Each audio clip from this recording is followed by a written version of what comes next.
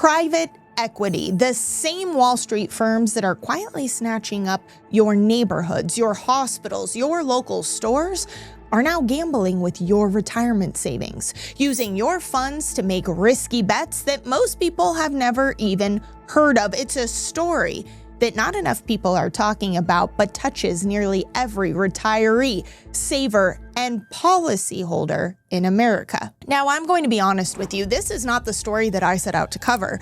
I accidentally stumbled upon this while researching private credit risk.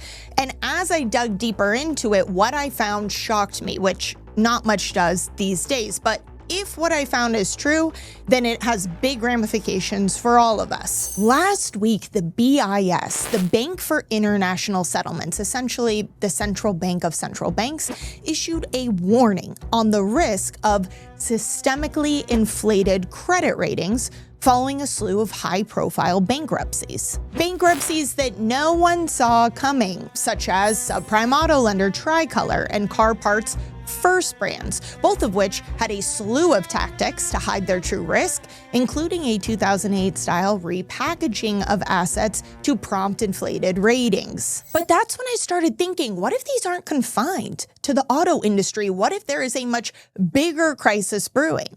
Which is when I discovered the insurance industry. For decades, life insurers and annuity issuers, they played it safe, seemingly boring companies, collecting premiums, investing those premiums in long-term treasury bonds, municipal bonds, seemingly safe assets that would pay 3 or 4%. But after 2008, and nearly a decade of near zero rates, well, these companies started to go looking for something that would pay a little bit more. Enter private credit, risky loans to private companies that yield 8 to 12%. But private credit isn't regulated like traditional banks. There's no oversight, no transparency, and yet this industry is booming. We're talking multi-trillion-dollar and growing at a rate faster than subprime debt was before 2008. But stay with me because this is where I thought there's no way I'm reading this right and the story gets really twisted. Now, the insurers originally were just customers investing into private credit for a higher yield. But then PE, private equity, saw the real prize, thinking, why don't we just buy the insurers ourselves? By buying them outright, firms like Blackstone, Brookfield, and Apollo gain direct control over trillions in policyholder premiums, creating a direct pipeline of demand for their riskiest loans. It seems like there's no way this could possibly be legal, but it is. And here's the kicker. We're talking about trillions and trillions of dollars now tied up in this private credit. In fact, over 160 million Americans today have these policies that now roll up into, let's say, 50 of the largest insurers that are now owned by a dozen private equity firms on Wall Street. So what does this mean for you? Well, it means that the Blackstones of the world are essentially holding your premiums, your annuities, anything that touches these insurers, while also investing them into their own risky debt, holding both sides of the balance sheet. This creates tremendous risk, and I wish it stopped there, but it doesn't. It only gets worse. These insurers are now taking all of those loans and repackaging them as CLOs, collateralized loan obligations, which, if that sounds kind of familiar, it should. Do you remember CDOs, collateralized debt obligations, the cousin of the CLO that almost brought down the entire financial system back in 2008? Well, they work very similarly. And just like back then, CLOs lower the amount of capital that these lenders have to hold, sometimes by upwards of 70% without having to lower the risk at all. But just like back then, the problem wasn't just the loans, it was the ratings that helped mask the true risk inside of these loans. Back then, it was the big three, Moody's, S&P, and Fitch, that were stamping mountains of subprime debt with AAA, the highest rating possible, all while being paid by the same banks that they were supposed to be rating. Today, the playbook is the same, but the players are different. See, there's way more eyeballs now on the big three, but guess where there isn't as much? on private, smaller boutique agencies that just so happen to be directly tied to private credit and private equity. It's the same conflict of interest, just hiding more in the shadows this time. See, in the last 5 years, the number of ratings that have been done by the big agencies have remained pretty much flat, while ratings done by these smaller boutique agencies have absolutely surged. And while I'm all for market competition, there might be more risk hidden in these boutique agencies than anyone even realizes.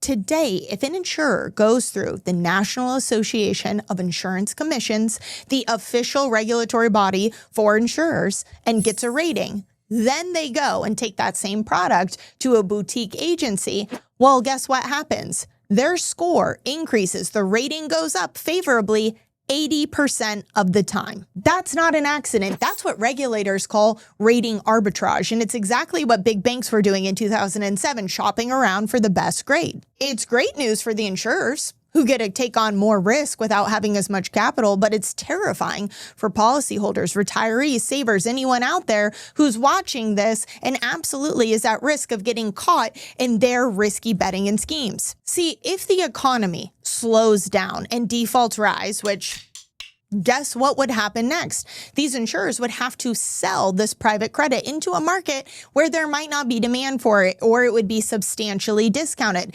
It's high risk, high volatility, high reward. But again, none of us signed up for that risk and volatility. In fact, it could get so bad. Again, we're talking about 160 million Americans here, that not only would there be corporate layoffs, market volatility, but of course the Fed, once again, the lender of last resort, might be forced to step in and assist. But before that happens, there might even be more high-risk assets popped right into your 401k.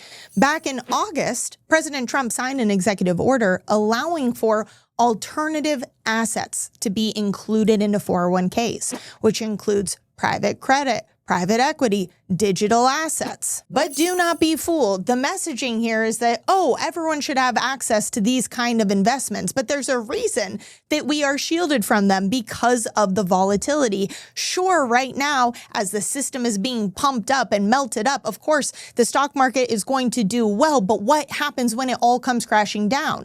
Millions and millions of Americans' retirement will be at risk. And the scary part is that most people out there have no idea what's even in their portfolio. Just the other day, I was talking to someone who told me that they had gold in their portfolio, and I asked them, was it physical? They said, I don't know. My advisor, when I told them I wanted to protect my wealth outside of the system, they said, oh, great, yeah, we'll get you in gold, we'll get you in gold. But the truth is that if it's all just digits on a screen, and if it's all within their system, when everything comes crashing down, you can't trust it the same way you can trust physical gold. That's why I'm such a big believer in physical gold and silver, especially as we're going to continue to see more Fed intervention. We know they're gearing up. They've come right out and said that they're ending quantitative tightening. They're already doing emergency bank bailouts, right? Loans overnight to banks because of a liquidity crisis. What happens when the system really starts to seize?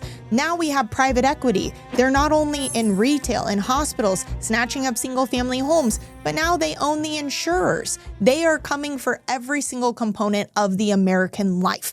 And the reason I get so riled up by this is because most people have no idea. They don't want us to know. I myself was shocked when I stumbled upon this. I wasn't even looking for this information. And you know it's bad if the top people in charge, the BIS and the IMF, are coming out and giving a warning about it. Now, who knows? Maybe they have alternative reasons. There's a lot of speculation there, right? Normally, there's more than meets the eye when we're dealing with them. But at the same time, to see a stark warning about this inflated ratings, to see this type of stuff that we're seeing that's happening behind the scenes with Wall Street and PE, the greed knows no limits. Big things are coming. Big things are happening. That is the bottom line. Now, there's a lot to unpack on that topic, so I will be doing a live webinar, The Great Gold Reset, because that is what I am calling it, because that is exactly what is happening. The dollar's collapse and a new gold-based monetary order. I'm going to talk about all of the moves that are happening globally right now, both with the dollar's failure as well as how gold is being positioned at the center of the new monetary system.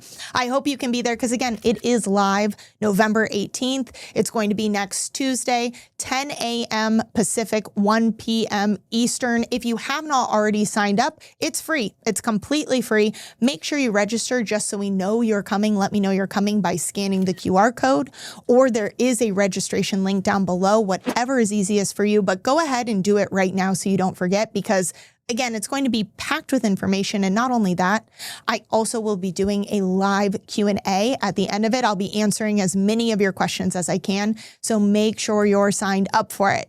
And in the meantime, if you have any questions about physical gold and silver and a strategy to protect yourself against what's coming next, we at ITM Trading, we specialize in helping people protect themselves with physical gold and silver. We are a full service physical gold and silver dealer. But again, what we really specialize in is making sure you're not just buying it to buy it, but you understand what is happening today, what is coming next, so that you can have a custom tailored solution just for you, for your goals, your concerns, and again, all of these big changes that are happening. So if you have any questions, call us at the number below, or you can use the Calendly appointment down below in the description to set up a time to talk to one of our advisors. And in the meantime, thank you so much for being here. I'm Taylor Kenney with ITM Trading, your trusted source for all things gold, silver, and lifelong wealth protection. Until next time.